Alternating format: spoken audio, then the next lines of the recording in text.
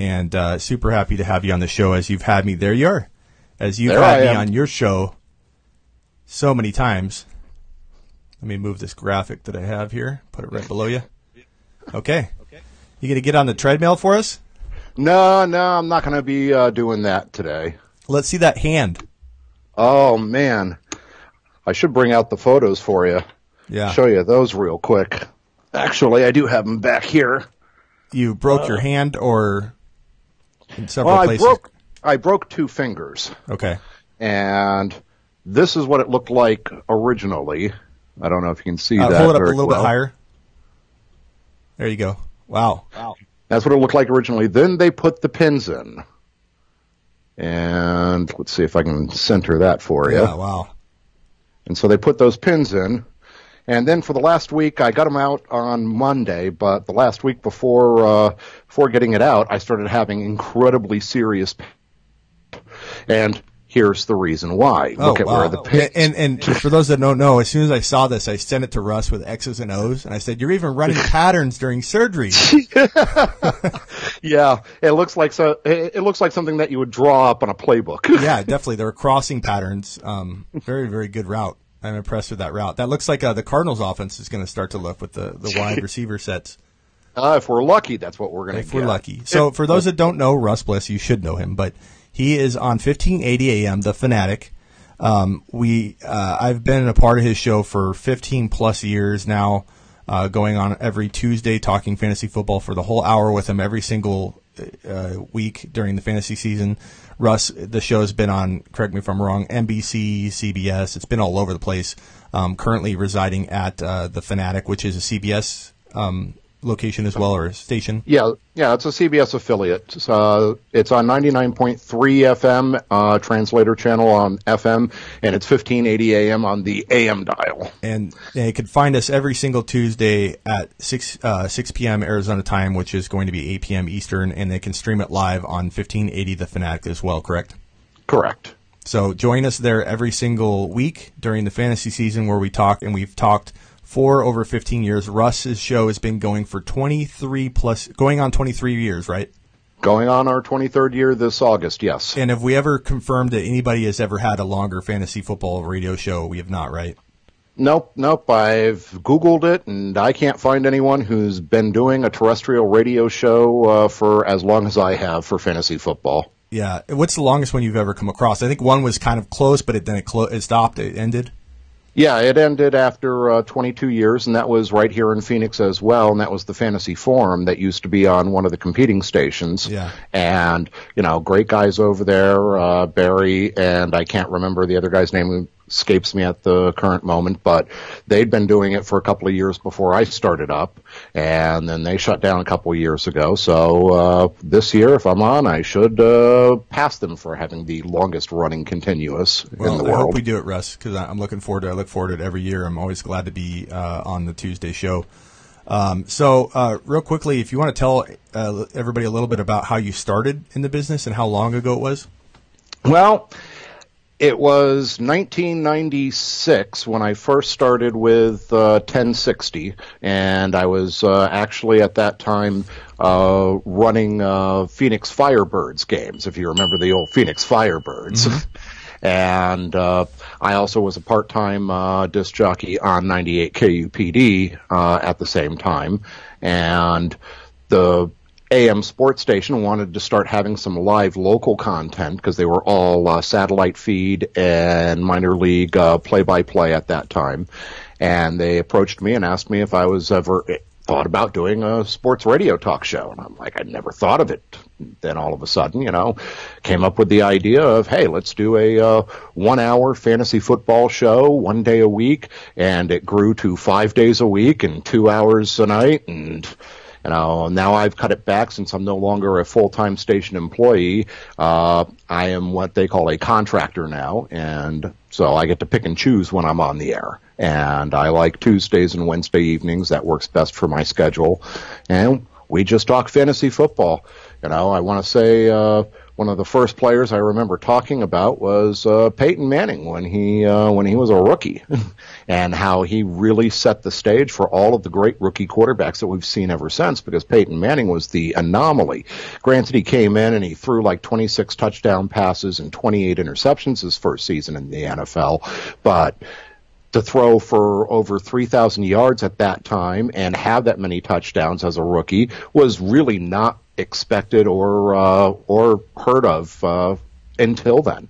And since then, we've seen the success of many rookie quarterbacks and young quarterbacks. Yeah. And I remember my first fantasy draft was and I remember I listened to you, Russ, before I even got into the fantasy football industry. So if that dates both you and me, I apologize. But I remember playing, I think 1994 was the first time I did a fantasy football league. And I actually got into fantasy football as a fantasy football fan. So I didn't have a team. I didn't have a stake in anything. So I think it really helped mold my thinking and not becoming a homer, have an unbiased opinion.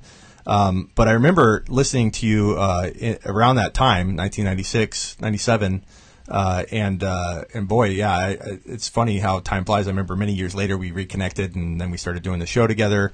And I think the first player I talked about on your show was Arian Foster, talking about a top 5 running back, and he had an ADP in the 4th and 5th round. That's kind of the first player I remember touting and talking about on your show. And then the rest is history. Yeah, it's been an interesting run. I've seen an awful lot over the years. One of my favorite memories of playing fantasy football before I ever got onto the radio aspect of it was I used to play in those types of leagues that used to be run by the Sporting News, and you would have 30 different categories, and you'd play against other people, and depending as to what your average yards per carry for all of your running backs was, and you get ranked based off of that on a point scale, and you had an insane amount of points because they had all these different categories for all the different stats, yards per carry, rushing attempts, all that stuff. But it was the 3-quarterback league where you had 2 starters, and that was the year that Scott Mitchell and Derek Kramer both went nuts for Detroit and Chicago, respectively. Yeah. Wow. There's some names that you threw out, and it's like, wow. A lot of people, I think most of my listeners probably would never even know who he is. That's a great, Jerry Rice, all those names, those were the names back then. Troy Aikman, not a great fantasy guy, but... No, Troy was never a great fantasy quarterback. He was a great NFL quarterback, but not a great. They had Emmitt Smith, and they didn't need to throw the football to win football games. Emmitt Smith was always the one Dallas Cowboy player you really wanted. Guys like Aikman and Michael Irvin, better NFL players than they were fantasy football players for those that play fantasy football. Yeah. It's amazing what. How your thinking changes, like if you've never done fantasy football before, how you think a guy like Troy Aikman would be good because he's efficient and stuff like that. So it took some learning by even me back then when I was listening to you in 1996, 95, crafted my game. And then that's really in the 2000s is when I started thinking, there isn't a site out there that does bold, like year-round stuff. I was always wanting to do our draft, as a crazy graduating high school kid and going into college, do our draft as soon as the Super Bowl ended, and my league mates would be like, "What are you doing? You're crazy!" And I want a mock draft, and there was no content out there. So that's why I started my site back then was Fantasy Football Extreme, and I wanted it year round. As soon as the Super Bowl was over, I wanted to do a mock draft, and that's been my mentality ever since. And taking what we do in the radio show on 1580 AM and incorporating everything about that and turning it into a video show has been really the process here in the journey, is to have the kind of content that we provide, back and forth, doing interviews like this with different people in the industry and having people like yourself on that know a lot of what they're talking about, and just giving people that kind of information in a video format. So I really hope to take the fantasy football world by storm with this video show, and it all kicks off here. And I'm so glad to have you on the show. And one thing I wanted to go over, if it's okay with you, is the top 25 top 30 ADP or overall consensus rankings, and kind of see what we both think of who's falling too far, who's getting drafted and ranked too high, and just kind of go from there. Does that sound like something? Yeah, we can definitely do that. I was looking at some of the ADPs that are out there, some of the sites that do the ADPs, and I was really surprised to see that, for example, on one of them that I'm staring at right now, they don't have Antonio Brown listed at all. Right. And why wouldn't you have Antonio Brown? I mean, I go over to like Fantasy Pros because, we've all been associated with Fantasy Pros at one time or another in our careers. And Antonio Brown is listed as their 6th highest ranked wide receiver. But as far as his ADP at the current time, I mean, I'm going down this list for the wide receivers, and he's not even in the top 135 people being drafted. And so it makes me wonder how accurate some of these sites are with some of their ADPs, because Antonio Brown certainly should be somewhere on this list. I mean, he should be up there at least with T.Y. Hilton and Brandon Cooks and Stefon Diggs and Robert Woods and Jarvis Landry. But no, I go down the list and I see, down here at number 40, Anthony Miller and Larry Fitzgerald and Zay Jones, and I don't see any Antonio Brown on here, so I don't know how much I trust him right now. Yeah, I'm going to put a graphic up right now, just saving it real quick, so pardon me, and then once I get it up, we can kind of, or at least the users can kind of see what the ADPs or the consensus rankings are looking like in the fantasy industry right now. So let me drag that over and see if we can get that here. But it definitely is a strange... here we go. Okay. So kind of throwing it up in between us right here. So what I'm showing, at least like we'll just use like the Pros, for example, website. Saquon Barkley's number 1. No real problem there between you and I, correct? I could assume. No, I would say overall in non-PPR, even in PPR, Saquon Barkley probably is the number 1 pick for most fantasy football drafts, at least right now. A lot of things can happen between now and we actually get our fantasy football drafts in August or early September, depending as to how close you want to push it to the regular season. But Saquon Barkley is definitely the number 1 overall pick to me.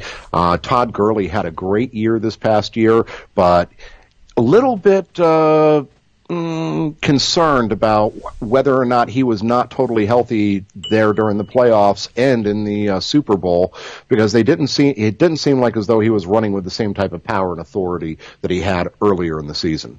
Yeah, and I'm sure you've seen some of my stuff for us on that. If you haven't, I basically just say he's the biggest risk of 2019, and I'm not going to. Everybody that's already watched the show, we talked about like 4 or 5 times, so I won't abuse them with the same stuff, but I predict that he's going to have that decline, that something's not right with him, and I'd rather be a year early than a year late, and the workload is just so intense. He looks like he's running in mud, to steal an earlier line. But I'm avoiding him at his cost. It's not something I wouldn't invest in him, and I get called crazy for this, before I'd invest in any of the top guys on this list right here in front of us, which is for the top 6, 7. Barkley, Ezekiel Elliott, Christian McCaffrey, Alvin Camara, Melvin Gordon, even DeAndre Hopkins, I'm taking ahead of Gurley at this point. And then I predict that Le'Veon Bell, and we can get there with the right landing spot, which is something that I'm anticipating will actually rank above Gurley for me, because I just don't want to take on the risk of him not being the same player. But number 3 on the list that I have here up on the screen for everybody, so we talked about Gurley at 2. Number 3 is Ezekiel Elliott. Pretty safe. I think he's my number 1, actually, heading into most drafts. If I had just the number 1 pick in like one league, I always tell people if I had the number 1 pick in 3 different leagues, I'd probably draft Barkley in one, Ezekiel Elliott in the other, and I would probably surprise some people and take Kamara at number 1 in another league if I had 3 different leagues with the 1.01. What are your thoughts on Elliott at number 3? I think that's a real good spot for Ezekiel Elliott. I think that probably I would prefer him as my number 2 overall pick, because, again, I share with you a little bit of that concern about Todd Gurley. I think Gurley at number 3 is probably where I would feel best for taking Todd Gurley, anytime from the 3rd pick or later. Alvin Kamara is right there with Gurley, in my opinion. Melvin Gordon's right there. Christian McCaffrey, real surprised at how good a season he had this past year, but I just don't know that I want to trust him and the Carolina Panthers. Something about Christian McCaffrey that just doesn't feel right to me in 2019, and I can't put my finger on it. Yeah, I mean, he was overworked a ton, but I personally like him for a year or two. I don't think I don't know about long term how I feel. Might be one of those people that in 2 years wants to sell high. But I do like McCaffrey. He was on the field, I think, more than any other running back for his team. I forget what the stat was, but it was like an astronomical amount of involvement. You just got to wonder if that will take its toll. But I think it's a good spot for me at 4. So he's number 4 on this list for us. I'm not sure if you have the live stream up to see, but I can read it to you so you know what I have on the screen. Oh, okay. You don't have to. I can read it off, whatever works for you. But no, so it goes Barkley, Gurley, Ezekiel Elliott, and then Christian McCaffrey at number 4. So we've addressed all 4 of those. Alvin Camara is number 5 on the list. And to me, I think that's a good spot. I think he can, you can't really call anybody a steal in the top 5. But I think that, he has the number 1 overall upside potential. So I think that that's a great place to get Alvin Kamara. Again, in a league where if I had the 1.01 in 3 different leagues, I would take him with one of those picks. I think he's that big of a year ahead. I'm not too worried about whether Ingram's there or not there. I think if he's there, he keeps him healthy. If he's not there, then Kamara gets used a ton. Then the risk goes up a little bit because he could get hurt. But how do you like Kamara at number 5, or where do you see him fitting in your rankings? Well, Alvin Camara, in my opinion, has got to be like the number 4 overall pick behind Todd Gurley. I think that we saw it this past year, kind of like the passing of the torch somewhat, and that Alvin Kamara took over a lot of the work from Mark Ingram there in New Orleans. And Kamara he's just a flashier running back. He's more explosive. He showed better power this year than he showed in 2017. Kamara's got to be the number 4, in my opinion. Again, I'm a little sour on Christian McCaffrey. Don't know why.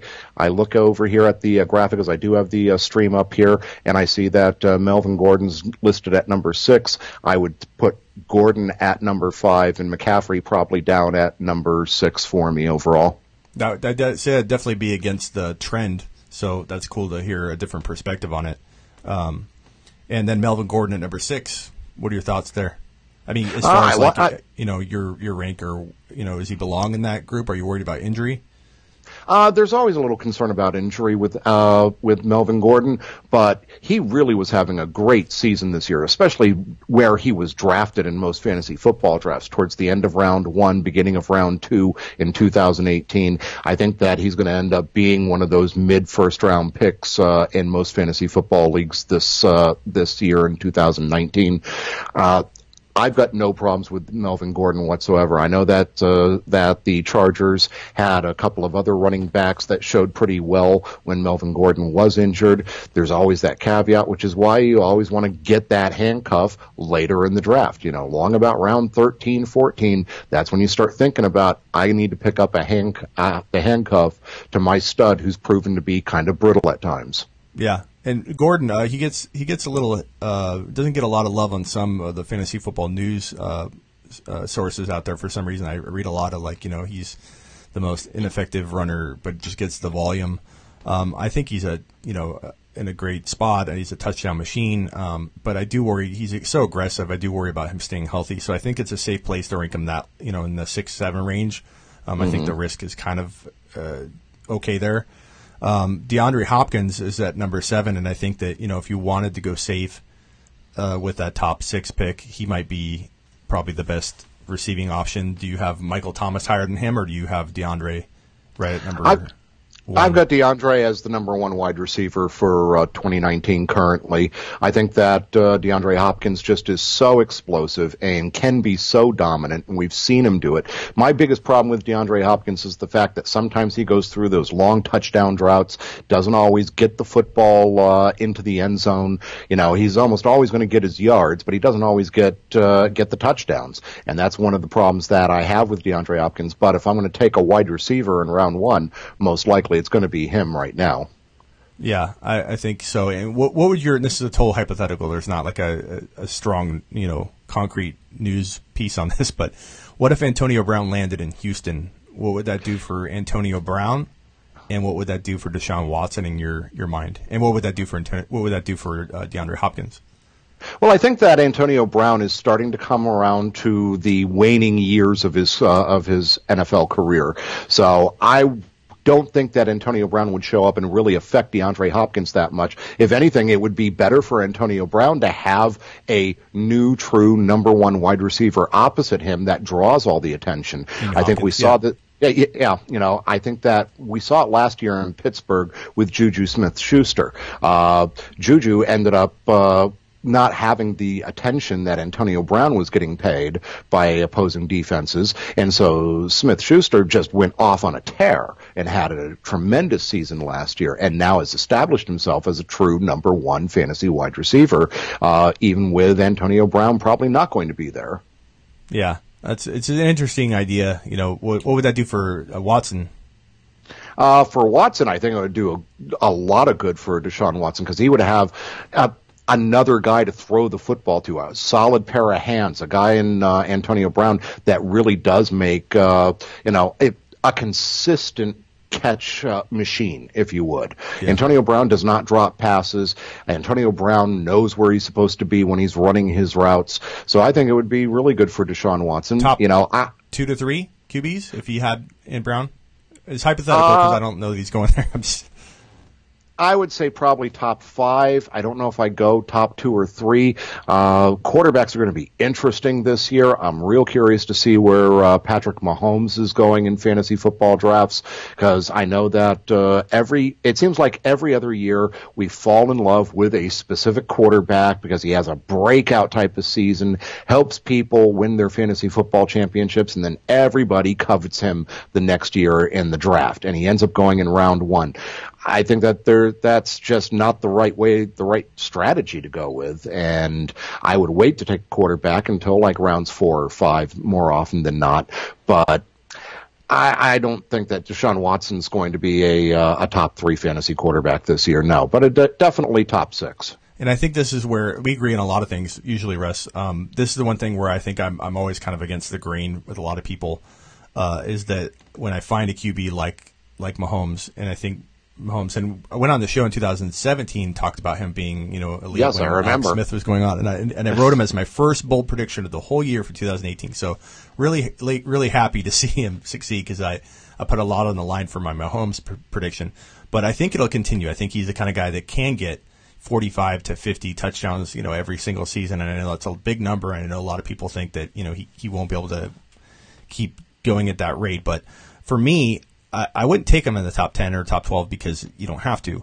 But as a second rounder, I think he's the one QB. I agree with you with a lot of these QBs, with Aaron Rodgers, Brady, Breeze, all these guys falling so far, it's kind of hard to take a QB early. But I think at second round value, it is not that big of a risk to me, because he scores so many points and can win you, every single week that you're playing if he's on fire. And if you pair him with, let's say you get a late second, and you pair him with a Kamara or a Ezekiel Elliott or Chris McCaffrey, right, and whatever running back you like, Kamara, Barkley, that combination is just so dangerous. And I think that it's the safest. It would be the safest route to go. And then if you land 1 or 2 of your sleepers, you walk out of your draft with a team that nobody should be walking out with. So that's kind of my opinion on Mahomes, and I see him not even in this top 20 that we have on the screen here, right? So.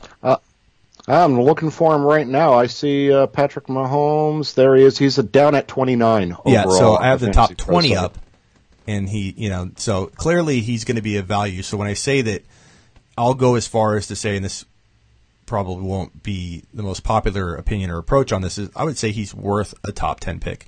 But I think that you obviously don't take him there because the ADP suggests you can get him later. You're crazy to take him there. But I think that as a second rounder, if he levels off with an ADP in the second round, I'm still all in. I know you disagree, but that's what makes us awesome. And who would be your number 1 quarterback? Would it be Mahomes, or do you have? No, it would be Pat Mahomes. But I think at anything that if he slips to round 3, I would consider him there. And where he's currently at on this ranking at 29 puts him right smack dab in the middle of round 3, and I think that's a great place to go ahead and take him.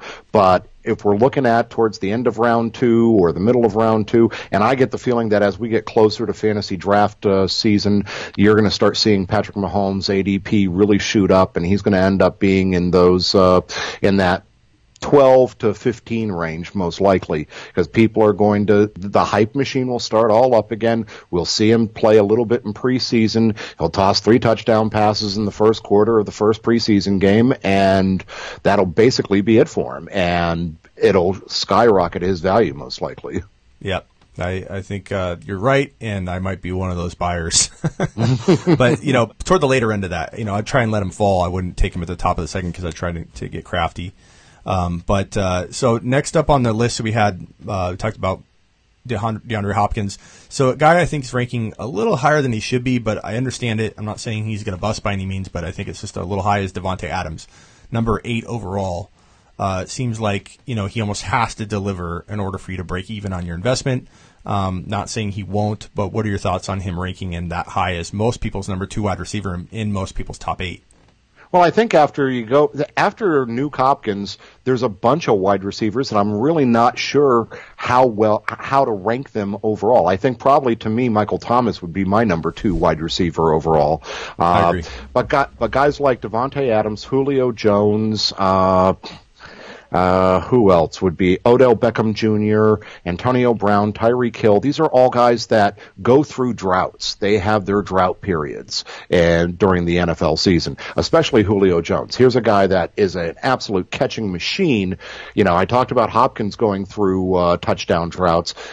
Jones is the quintessential great wide receiver that doesn't catch nearly as many touchdowns as he should catch on a yearly basis. And will he this year with a new offense? It's probably going to run or pass more than it will run. I'm not sure I want to buy into Julio Jones this year, because we heard it all last year. Well, we're going to get Julio Jones more involved in our red zone offense. He's going to be the guy that big target we throw the football to when we get inside the 10-yard line. He's going to be running those fade patterns. You were going to put it up high where only he can get it. And how often did they do that? Not any more than they did in prior years, and that was with a new offensive scheme going into last year. I'm going to need to be. It's going to need to be proven to me. Yeah, and a guy I'm really excited about is Ridley. I think he could have a monster year. So I'm not sure what I think of Julio. It's hard to rank him. Like you said, you don't know what to buy into. You get excited about it, and you always worry about his foot. At some point, does he, have an issue with his foot? Because his foot, his knee, his ankle, seems like as though there's always something going on with Julio Jones. Yeah. So, somebody to, I think, be a little cautious with. I think his ADP isn't too bad. Where does he rank on here? At number 10. I want to say that this has him a little high. This is a consensus rankings, I think, among most of the experts. So I don't know that his ADP is actually as high as this is showing. In most cases, they are the same. Most of the times you find the expert consensus kind of mirrors the ADP, but I feel like this definitely is showing Julio higher than most people have him. But Calvin Ridley, to me, I think takes that next step, and I'm not saying he'll outscore Julio this year, game for game, but maybe Julio gets hurt, whatever. I think Ridley could get overdrafted and not be a sleeper anymore by the time August comes, but if he is kind of undervalued, I think he could be one of those monster breakout wide receivers that has just an amazing career ahead of him. Well, on one of the ADP charts that I'm looking at right now, it's got Julio Jones as the 11th overall pick in 12-team leagues.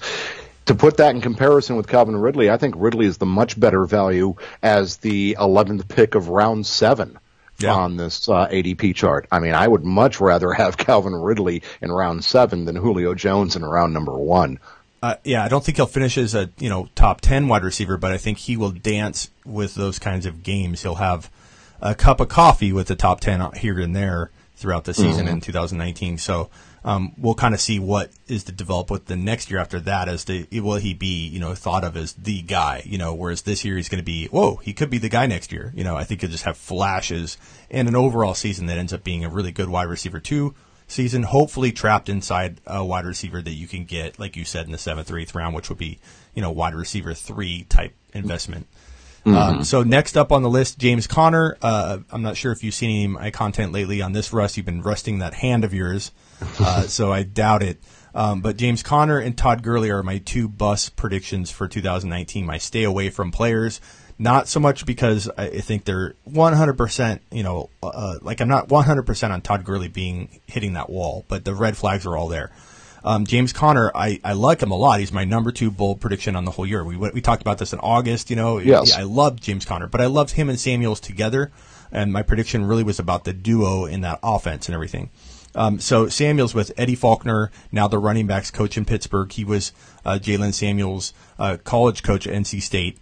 He loved Samuels, made him a receiving beast back then. And so now he gets his running back, and everyone's assuming that he's just going to start Conner and that there won't be any kind of buzz developing in the next couple months that might trigger his ADP to go screaming down.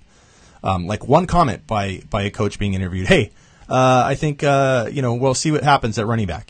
That is going to make his value plummet because, like a stock market, I think Conner is at his absolute high. Why would you want to invest at his absolute high? So for me, Conner is the biggest risk. What are your thoughts on Conner at his current ADP / expert ranking in the top 9-10? I would agree with you. I think that there's an awful lot of risk right there. He was overworked last season. He did start to break down towards the end of the year. James Conner was a guy that he was fresh going into 2018, but towards the end there, he started to break down. He did miss a couple games. I think that Pittsburgh is going to have much more of a committee feel to it. I think they want to stay away from having bell cow running back because I think that they've seen the diva side of having one running back that does everything with Le'Veon Bell. And I think that that's kind of left a little bit of a sour taste. So I would not be at all surprised if they go the trend of a lot of teams and they do like a 60-40 split between James Conner and Samuels. I can see that easily. Yeah. Real quick question, just to interject and kind of throw, not to throw this all off schedule here, but Mad Chad wanted to ask your thoughts on Lamar Jackson or our thoughts on Lamar Jackson. What do you think for is he a top 10 guy this year or is he a guy you still draft as your backup? He's a guy that I would draft as my backup quarterback. I don't want to trust anyone in Baltimore until I see Baltimore really do more and get better wide receivers and, try to make their offense more dynamic. I think that Jackson is going to be much more successful than Joe Flacco ever was. And Flacco did have a couple of good seasons for the Baltimore Ravens, but I think that not in 2019. Yeah, I agree. 20 is going to be a better time for Lamar Jackson than this upcoming season. I think that this is the year that Lamar Jackson has to really feel his way through becoming a true NFL quarterback and not just a tremendous athlete with a freakish arm. I agree with that 100%. Michael Thomas is ranking in number. So we have Julio Jones and Michael Thomas at 10 and 11. I think we both have already made it abundantly clear that Michael Thomas should be ranked ahead. So I don't know why Julio's there. I know this is redraft. But Michael Thomas to me is right up there with Hopkins at 7, 8. Over, guys like Conner, over Julio, and probably over Gordon. Gordon I could see drafting there right above those guys, but I could also see drafting Gordon below. Thoughts on Michael Thomas? He belongs in the top 7 or 8? Yes, in my opinion, Michael Thomas should be the second wide receiver drafted after DeAndre Hopkins, and I'm not adverse to possibly Michael Thomas being above DeAndre Hopkins. Michael Thomas is in a great system there in New Orleans. Drew Brees, we know what type of quarterback he is. He makes everyone look really good around him. And Michael Thomas is just the latest of a long line of great wide receivers that are made better by a great quarterback in a system that is very passer-friendly there in New Orleans. And what happens, a lot of people's concern would be what happens in like a dynasty, if you're taking Thomas, what happens when Drew Brees, expires? Retires? Well, I don't think Drew Brees is going to retire anytime soon. I could see him playing for at least 2 more years, maybe 3. I think that they will eventually have to groom someone to take over there in New Orleans and be the successor to Drew Brees. Whether or not that's going to be something that they're going to invest a draft pick in this year or next year, I don't know. But I don't think that we need to worry too much about the drop-off there. I'm sure that they will have some sort of plan in place. And who knows, in a couple more years, Michael Thomas could be out of New Orleans, could be somewhere else, could be with the Rams, could be with the Patriots, could be anywhere. Yeah. Next up on this list is Joe Mixon, another player that I I definitely am avoiding at the cost given the risk. Cincinnati, I think, is going to be awful in 2019. A lot of people are excited about them, but they have a QB coach at offensive coordinator, a QB coach as a head coach. They have no experience there, and Andy Dalton hurt coming back from injury, probably with a very sketchy passing game. I like Tyler Boyd a lot because he'll be throwing from behind often, and I think he'll get a lot of good targets. But past Tyler Boyd, I'm avoiding everybody at their ADP, and Joe Mixon especially, because I don't think when you have other safer players around the spot, I'd rather take those players like a Dalvin Cook, even though he has risk. But David Johnson, Odell Beckham Jr., all players I think have much, much safer value than Joe Mixon. What are your thoughts on that? I agree entirely. I much would rather have Nick Chubb, Le'Veon Bell, David Johnson, even Aaron Jones over Joe Mixon. Aaron Jones is a guy that I don't know what this guy needs to do to get some of the love that he really deserves from fantasy football, or from actually the Green Bay Packers. Who knows, with a new head coaching staff there, a new coaching staff, maybe we finally see Aaron Jones get used properly and get more than 14 carries in games. That's my hope for him, and I think that he's proven himself to be one of those guys that you can rely on. And he does have Aaron Rodgers throwing the football, and he catches the ball well out of the backfield. I think that Joe Mixon's someone that I would definitely have ranked lower than these other guys we've just discussed. It's interesting you bring up Aaron Jones, because he is one guy that I do have some doubts about given the cost, but there are a lot of people like yourself that really think a lot about him, and they think he's going to be a breakout this year, so I can't fault you there. You're in line with most other people. Next up on the list at number 13, we know is not going to be there anymore. This data is not updated, taking into account the Kareem Hunt signing, but Nick Chubb is ranking number 13 overall. I think, we all expect Kareem Hunt to have at least a 6-game suspension, the league minimum, for this type of thing. But I think a 10, is another question, a 12, even a whole year. But so that means Chubb is going to get at least half of a season, roughly, of elite carries and kind of get his groove on. So definitely worth, taking in 2019. But where do you rank him now? We know it's not here with the Kareem Hunt signing. Well, with the Kareem Hunt signing, that's just it. Is it only going to be a 6-game suspension? I think that Nick Chubb is going to probably end up starting more than just those 6 games. I think that Kareem Hunt possibly is going to face an even longer suspension once we go through the court system and everything with his off-field issues. Chubb is someone that I would draft and then go ahead and trade after like 4 weeks. He's one of those guys that, when Kareem Hunt does come back, kind of like what you and I talked about in 2018 with James Conner. Conner's a guy that until Le'Veon Bell shows up, you want to have him on your team, but you don't want to be left holding the bag at the end of the year with James Conner. You want to get great value for him long about any time after week 4 and get something that really helps you, that you feel better term. Chubb's going to fall into that category. And who knows, maybe Kareem Hunt doesn't turn out to be everything that everyone expects. I mean, yeah, he's a great running back, but he wasn't exactly having great time in Kansas City before everything happened. He was a little bit of a disappointment there. So I'm not sure that I really downgrade Nick Chubb all that much because of Kareem Hunt. Kareem Hunt's the guy that's going to have to prove that he can work himself into this rotation more so than I think Nick Chubb is going to have to worry about. I will say I think Cleveland is making some waves. I think they're going to change this organization right away, hit the ground running in 2019. Be one of the most explosive offenses in the league in 2019, at least in terms of like aggressiveness. I think they're going to throw a ton, make Baker Mayfield potentially a top 5-6 QB in fantasy for 2019. Don't draft him there; you won't need to, but definitely one of those, like, not as impacting as Patrick Mahomes was. He was. No one's probably going to ever go from where he was to being, a passer to that degree. But I think that if anybody can, go from being like drafted almost as a backup or drafted at the tail end of the starters and be a top 5 QB in 2019, I think it's Baker Mayfield. The Kareem Hunt signing to me is just a genius football move, whether you want to argue the right and wrong of it. I always tell people I'm not really here to discuss that part of it, but I think it's just a genius move that puts them in a position to have the best backfield in the league if he comes back, if he's healthy, if things are going good. off the field and whatnot with him. So really like the moves they're making. If they can add another receiver somehow, it's going to be a big year for Cleveland. What are your thoughts on Cleveland for 2019 and beyond?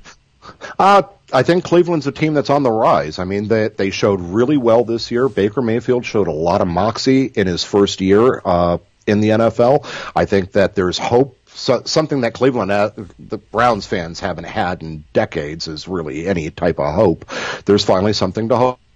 I think that the Kareem Hunt signing, if he does keep his head on straight and if he does make an impact, it's probably going to be more in the passing game as the receiving back out of the backfield more so, because I think Nick Chubb is going to just prove himself just totally worthy of being the bell cow, getting the 15 to 20 carries every week.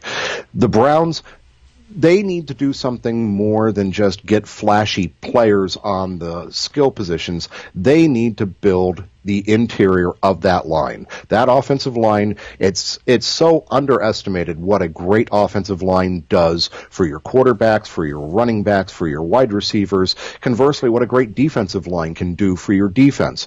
Get disruption going. I think they need to focus a little more on that interior of their line so that way they can make everyone better. They're going to be a playoff contender, a wild card contender. I don't think I can see the Browns actually winning the division, but at the very least, with Cincinnati looking like as though they're maybe a 4-win team, Cleveland should not be in the basement anymore, and they should be up there with the Steelers, who are getting long in the tooth, with the Ravens, who are a bit unproven. Browns are going to be right there with them. I think the Browns surprised some people and kind of vault into the mix of, this is one of the top teams, like the Rams did very quickly. Your team, the Rams kind of, rebuilt and reemerged very, very fast from being a cellar dweller to, a contender. So I see the same thing, same trajectory for the Browns. And, Freddie Kitchens, who took over the offense in 2019, was promoted to the head coach. And it's great news for the Browns. He has great rapport with Mayfield. I think if anybody can mold him and get the most out of him, it's him. And so I'm just real excited about this offense. We'll see what they do from right out of the gate in 2019. See how aggressive they are. I think they will be super aggressive. And next up on the list, Le'Veon Bell. Le'Veon Bell is ranked. Let me see that my list got small here. Let me zoom in a little bit. He's 14. Getting ranked in the 14 range, which I think is actually higher than the ADPs have him. What do you have on the ADP list? Do you still have that? Yeah, sure do. Le'Veon Bell, they've got him as right around the 11th pick of the first round on this ADP chart, which takes ADPs from January 23rd through February 23rd. I got to adjust the dates on here and try and make it a little bit more... Okay, so while you do that, I'll start and say that I think if he was ranked at 14, I would love it. I think he's running back 10 on this list right here, and I think that he has a chance to be in the top 5, especially if his landing spot is good. Something I predict will happen because teams with enough money to make this happen aren't going to be buying him unless they think they have a chance to win. Well, I was listening to you in the first hour, and I thought Snotty was a really great nickname that came up there.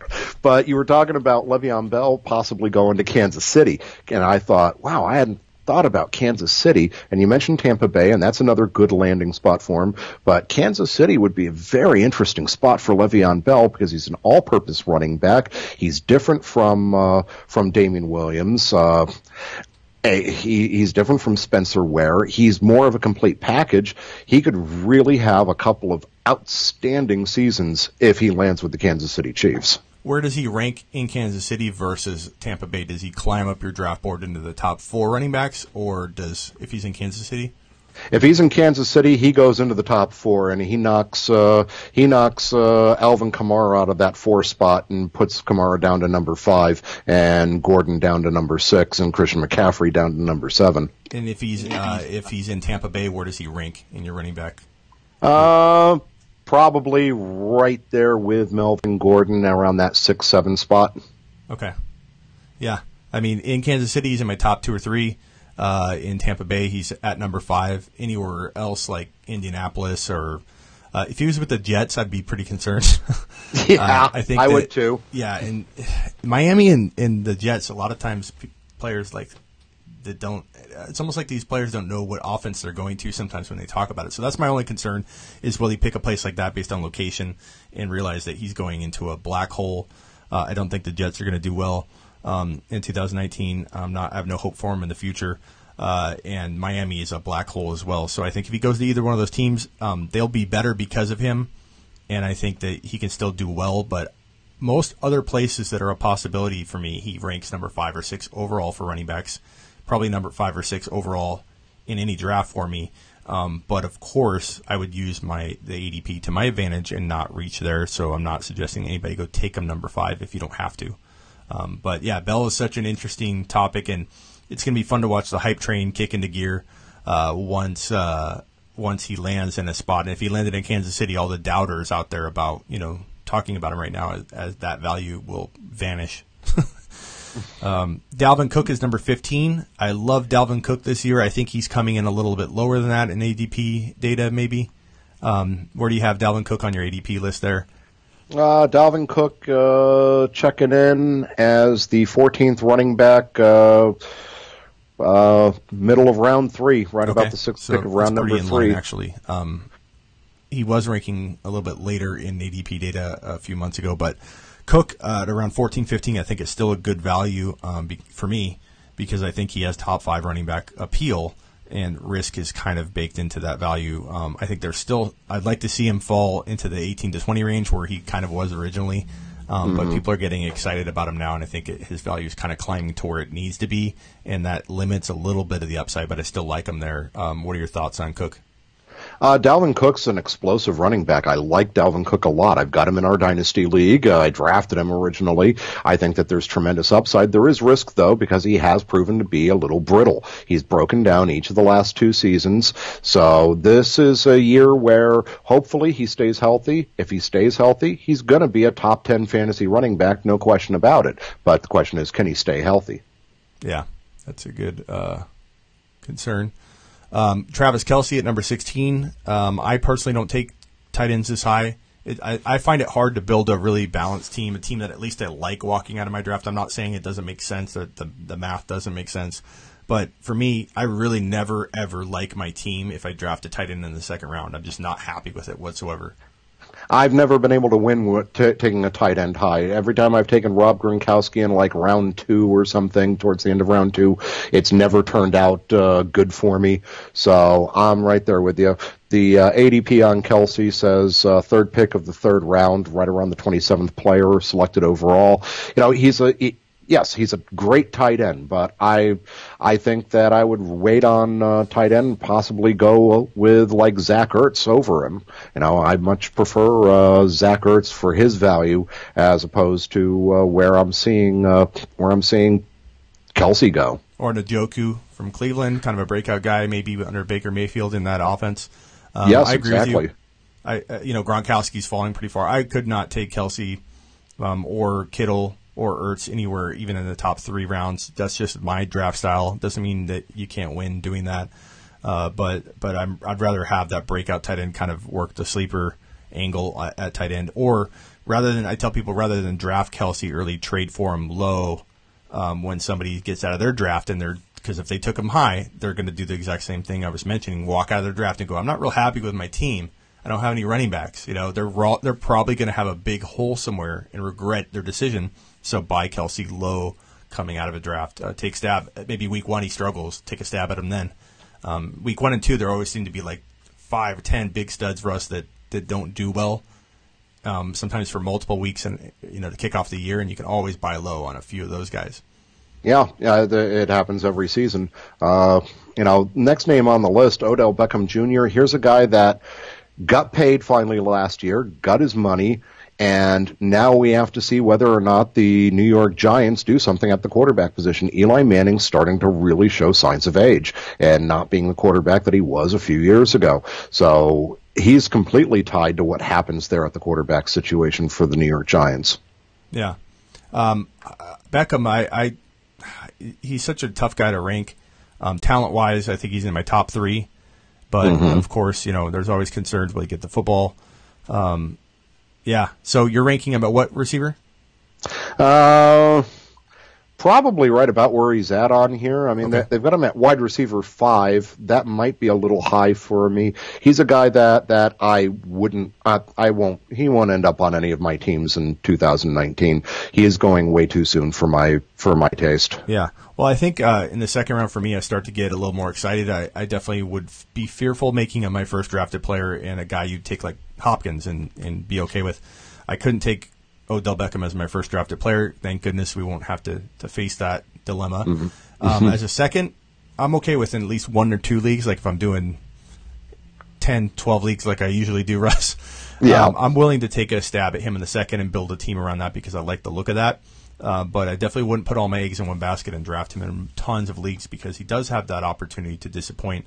Another guy next on the list at number 18 is David Johnson. I think he has left a bad taste in a lot of people's mouth from last year, and I think I love this value. And as I said earlier on the show, I'm not sure if you caught that part where I think one of the recipes to win this year is if you get a top 4 pick and you can get a Ezekiel Elliott and pair him with David Johnson, you have a 2 potential top 5 running backs and a monster start to your draft.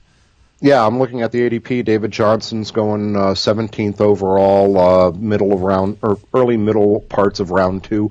I think that's great value right there. I would love to have David Johnson on a team this year. I think that this Cardinals offense is going to show some improvement. I think that Josh Rosen's going to surprise people, and David Johnson's going to be a big benefactor of that. The only thing that concerns me is that the Cardinals, much like the Browns, need to work on that offensive line because you've got to open up holes for running backs, especially if you're going to try and make a running back run up the middle like they tended to do with David Johnson last year. Yeah.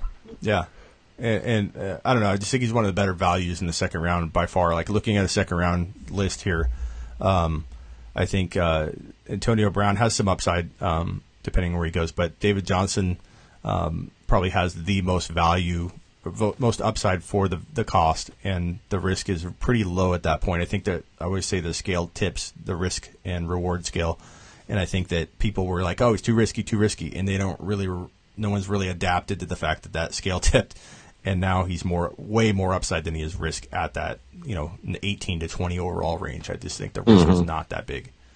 Yeah, I'm right there with you. The next guy on the list, Antonio Brown, the wide receiver for currently the Pittsburgh Steelers.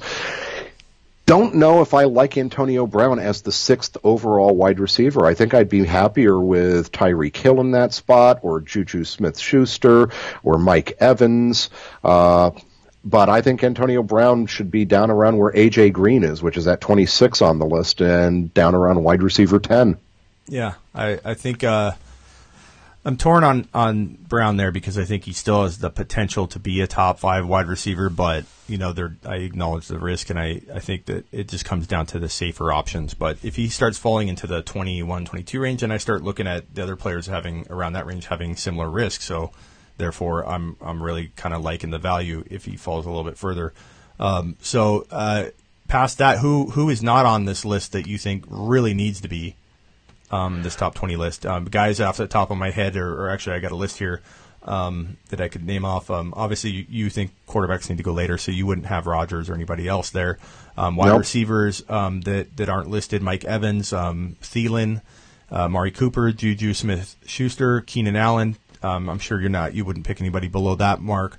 You got Derrick Henry, Sony Michele, Damian Williams, Leonard Fournette. I mean, it really feels, Russ, after this 20 range, it really drops off quite a bit because the names aren't as powerful. Yeah, I think Aaron Jones, who's actually at number 21 on this list, is a guy that should be in this top 20. Juju Smith-Schuster should be in there. Even someone like a Keenan Allen or an Adam Thielen should probably be in here somewhere as well as I'm looking down the list. But after that, you really do have a drop-off in the talent level, and there's a whole lot of guys that you like, but nobody that stands out as being, wow, he's going to really jump off the page and be a stud. Some nice names like that are sleepers for the middle rounds. Kenny Golladay for the Detroit Lions. I love Kenny Golladay going into this season. I think that he really took a step up in 2018, and 2019 is going to be his breakout year. I wouldn't be surprised if he finishes as a top 20 fantasy player overall in 2019. Phillip Lindsay's a guy that I also really like that could be a good sleeper in those rounds 4, round 5 areas. You mentioned Sony Michele. My only problem is that we see it every year with the New England Patriots. Yeah. 3-headed running back by committee. And injury. Who knows? Injury. Mix all that in, and Michelle's if he's going in the top of the third, I think it's a pretty risky pick, and a lot of people seem to either like that or hate that. So we'll see. It's probably a draft by draft basis whether you see him go high or low. But I agree. And real quickly, not to interrupt you here, but Darrell Bevell is the offensive coordinator for the Detroit Lions now. Very much a ground and pound type player, proven with his Marshawn Lynch days in Seattle. Do you think that there's going to be enough passing for Galladay to have the breakout season you're talking about, or do you anticipate there being a different mix than most people might assume? I think that Galladay is really the best wide receiver on the Detroit Lions, and Matt Stafford has always had a great rapport with like one wide receiver. In all those years with Calvin Johnson, with Johnson being a stud wide receiver, I think Galladay is going to be kind of in that mix this year. Marvin Jones is miscast as a number 1 wide receiver. I thought the same thing with Golden Tate. When Golden Tate was with the Lions, he was miscast as a number 1 wide receiver. Galladay's got better skills than either of those guys, and I think you're going to see Galladay catch, over 80 passes. He's going to have over 1,200 yards. He's going to flirt with 12 to 14 touchdowns. He's going to be a great pick in rounds 3 or 4 for somebody. I do like him a lot. He was on the bold predictions for last year. Kind of broke out, but almost a year early on him, I think. But I think that they will have enough to, make somebody a 1,000-yard receiver. Although I don't know that there will be 2 of them or anything close to that even in this offense. But Kerryon Johnson, if healthy, I think could have a big year. A guy that you might take well below this top 20, but maybe he'll be in hindsight worth that kind of value, especially if you handcuff him to whoever looks like the person that needs to be handcuffed to him, whether it's a rookie name. They could draft a big-name rookie, given how far rookies fall in the NFL draft, without making a team look foolish or reaching when they have an already good player like Kerryon Johnson. So I think that'll be an interesting thing to watch, the draft and what Detroit does and how good that running back duo will look. Thoughts on Damien Williams? I know a lot of people probably would love to hear us talk about, is he, I know we wouldn't take him necessarily this high, but is he a player that if so many things could happen, the Chiefs could draft a running back, the Chiefs could, like we talked about, take on Le'Veon Bell, but Damien Williams, if he's the starter, where does he rank for you, and how worried are you that he will avoid all those turns of events that could make him not a starter for the Chiefs? Yeah, it's one of those things that it's that risk-reward factor, and we'll find out when we get to the NFL draft what the Kansas City Chiefs do. If they draft a running back or if they get Le'Veon Bell. Sorry, Damien Williams, you did great for the time that you were in the offense and what you were able to do for a short sample size. But as far as being the running back of the future, they signed him to a 2-year, $8 million deal? That's not a really big, lucrative contract for a running back. So I think that Damien Williams is someone who gives you maximum effort. He's a good blue-collar type of running back, but whether he's going to be special, that I kind of question. But definitely, someone that currently with a draft status going somewhere around the 10th pick of round 6, according to Fantasy Football Calculator's ADP. I think that that's value right there currently, as long as he holds on to that job. I agree. And similar to some of the other players like Kelce, I said don't draft him at the risk, but trade for the regretting owner that took him too high. I think Damien Williams is one of those players that you're better off letting someone else draft or trade for him in Dynasty right now at a very low cost from somebody that thinks that he's not going to, they're worried about his situation. But Tariq Cohen, Jordan Howard, Leonard Fournette, all these guys missed the cut. Stefon Diggs. Let's see here.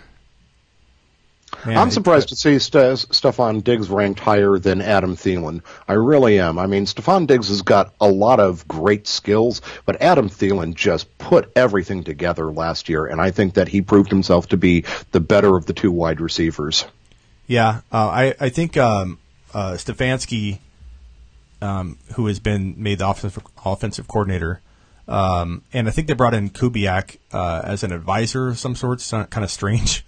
The way that they announced that. But I think that once Stefanski took over last year, they ran the ball really well. They got Cook going again.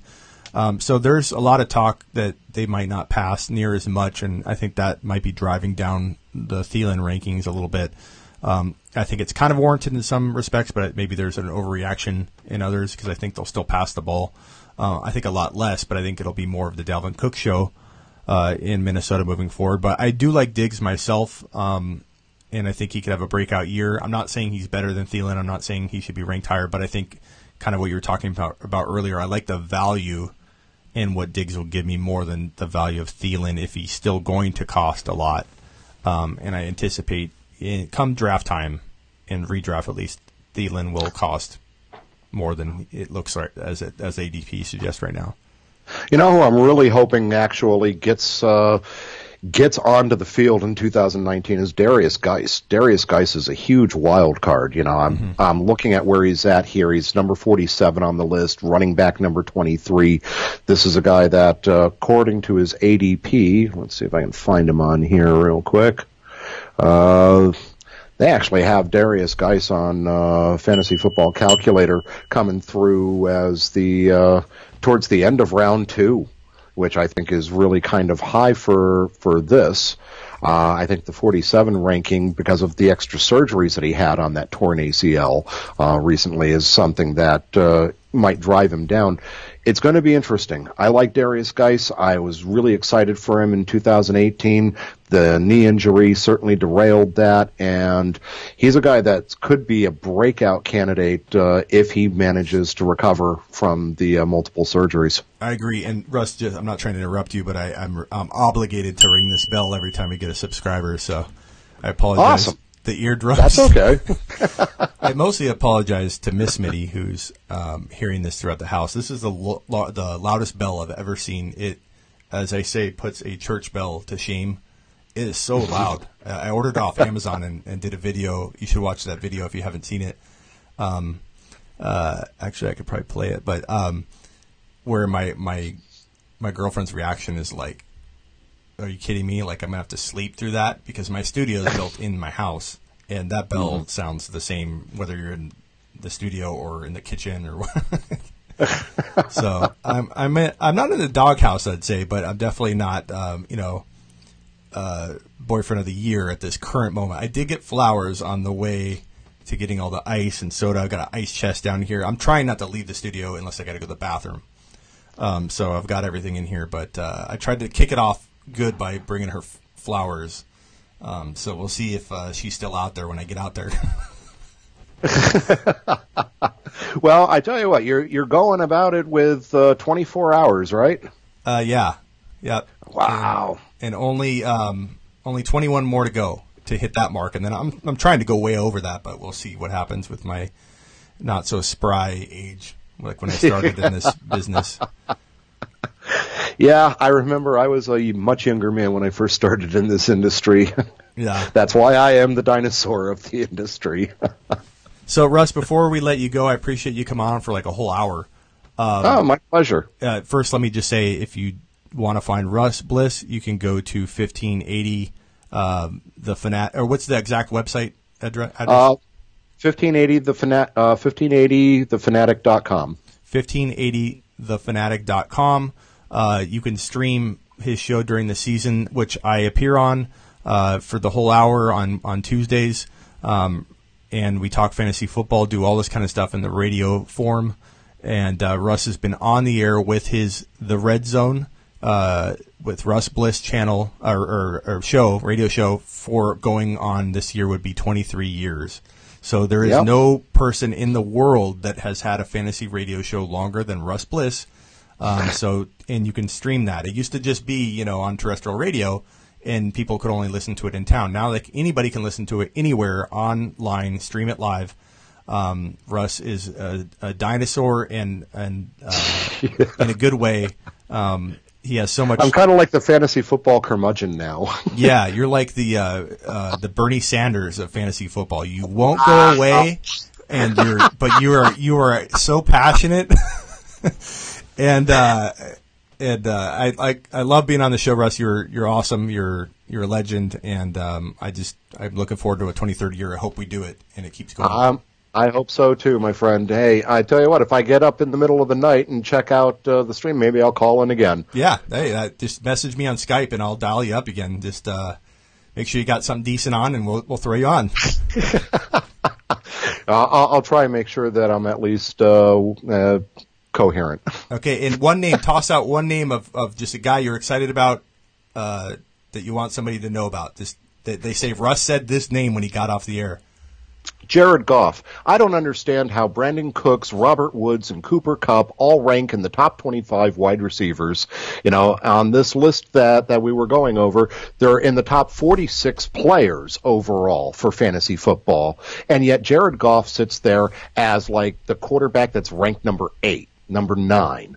I mean, Jared Goff has had 2 good years in a row now, and Jared Goff's someone that's going to help a lot of people. And with his current pick of being, I want to say it's like the 11th pick of the 8th round, I think that's tremendous value right there for a guy that's going to be a top 5-6 fantasy quarterback. Yeah, I think he's a good quarterback. They did I forget if it was Red Bull or somebody did a spoof on it. Look it up online. I'll try and play it here for everybody at some point, so if you're watching, but where Goff dresses up as a high school transfer recruit, and he goes and plays football with this high school, or no, I think it was a very low end college team, I think, and division, I don't know what division it was, but very very low group, you know, like up in like a very very unskilled group of people, it looked like.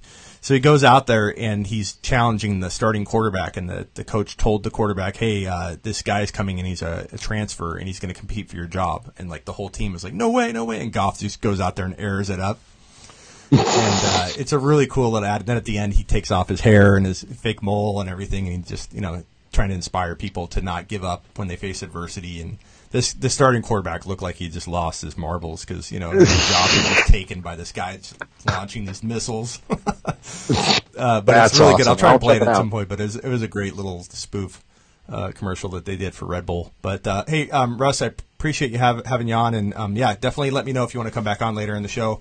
I'll be around in the morning too, so if you don't feel like doing it tonight, we'd love to have you back on in the morning. Okay, yeah, I'll let you know. Okay, Russ Bliss, guys, legend, 1580.com. Or I'm sorry, what is the URL one more time? 1580thefanatic.com. 1580thefanatic.com. To check out Russ Bliss, and make sure during the season you follow us, because we are doing it every week on 1580 AM and streaming. So thanks, Russ. We'll talk to you soon. You got it, my friend. Take it easy. There you have it, guys. Russ, legend. Very glad to have him on the show. Awesome guy. Good people.